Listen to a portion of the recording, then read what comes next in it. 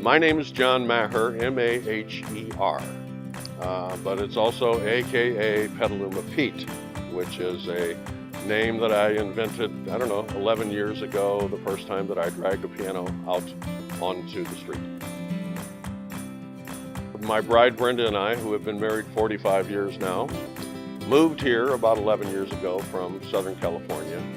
And the reason that we did is because I fell in love with downtown Petaluma when I came here from Southern California to see a new client. I have been in the musical instrument business all my life, and this was a fellow who manufactured guitar and band instrument cases. And when I came up here from Orange County and met with him, we went to lunch in downtown Petaluma, and I couldn't believe what I saw, because we are originally from St. Louis, and I played a lot of music up in Chicago, and the old buildings and all of that were just so beautiful, and I missed it. And when I took one look at downtown Petaluma, I simply said, we have to live here.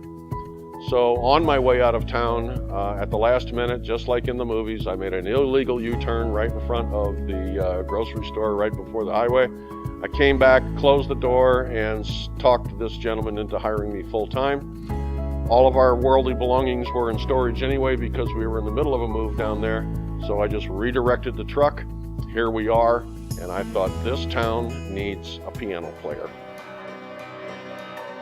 The old buildings and the old vibe and the wonderful history and all of that kind of fit the style of music that I play, which I call it honky-tonk music. It's a definite type of style that is reminiscent of the earlier times, the turn of the century. And this is the old original piano. This is an old Canadian-made beauty. Her name is Jenna. I hadn't been out there more than a year, really, and I got an email or a call from some person who said that their mom had passed on, and they're cleaning out the house. And before she left, she said she wanted her old piano to be donated to Petaluma Pete. And of course, I was moved by that, and I went to see the family. They opened up the garage door, and I look way in the back, and here's this old bird, painted black, missing wheels, leaning up against the wall, boxes on top of it. I took all the boxes off, and I opened up the front, and I hit a couple of chords, and I'm telling you, it blew me into the street. It was so loud. So I was enthused. They helped me put it up into my truck, and then I asked a couple of questions. What's the lady's name? Her name was Jenna. Well, what was her favorite color? Colonial red was her favorite color. What was her hobbies? Well, she liked to do gardening. And so I brought the piano home. I painted it colonial red. I painted the black keys green. And you can see by looking at the green keys that they're almost black again in some cases, because I played this piano out there for 7 or 8 years.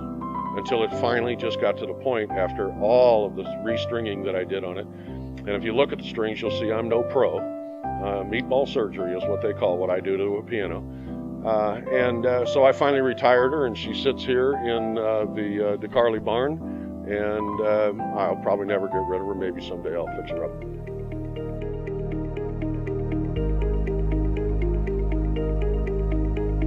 I was playing outside one night, and I heard little screams coming from behind me over next to the river. So I got off the piano bench and I went and looked, and there were these little rodents running back and forth between the river and the dumpsters.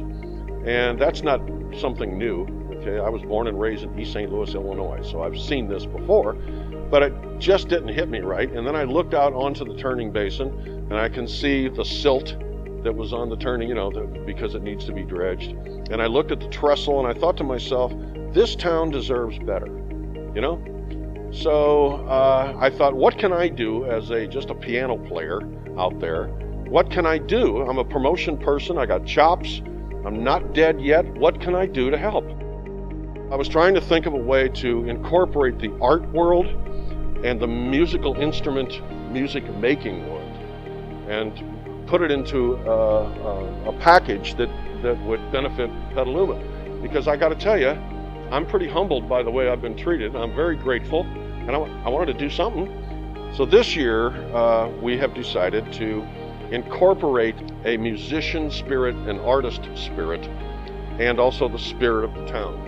And in order to do that, I would go to Craigslist, get a piano, and then we would call an artist in town, take a look at their website and go, man, this person's good. Get on the phone or email them and say, how would you like to paint one of these pianos? And I'm telling you, 9 out of 10 said, yeah, that sounds like a lot of fun. So then I would deliver the piano to their studio and just say, look, just give it a river theme. That's all I care about. You know, you're the artist. And they came up with these incredible renderings. It was just unbelievable. And then we placed those around town, and then we started going for sponsorships, because the ultimate idea was to raise funds through the Trolley and Living History Museum here to fix the trestle, to build a 360-degree promenade, at least a 10-year plan, get some money together, get some sponsors. This is the first year for this event, and it's under the title of Petaluma River Promenade. If you Google Petaluma River Promenade, then you'll be able to see the activity that's going on underneath that, and we've only just begun. The way I see it is that in 10 years, I'll be 78. You know, I probably won't want to do anything anymore. I just want to hang out with my piano and my bride, right? And not necessarily in that order, Brenda.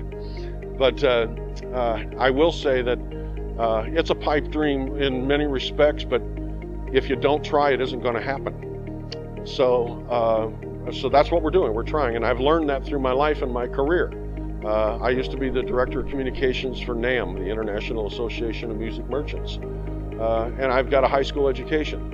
You know, so all I'm saying is that it's more than just credentials. It's also just the willingness to try and to stay with it.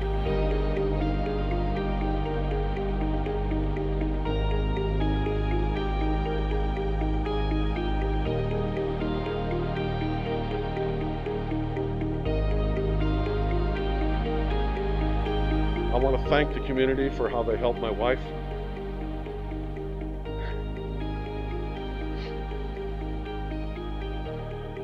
Because she was diagnosed with cancer and they've helped her. But she's still here, and part of the reason is because of the GoFundMe and because of the support. Brenda used to have an antique shop here that won award after award, and now she's up and around and gardening and telling me what to do. And thank you, Petaluma.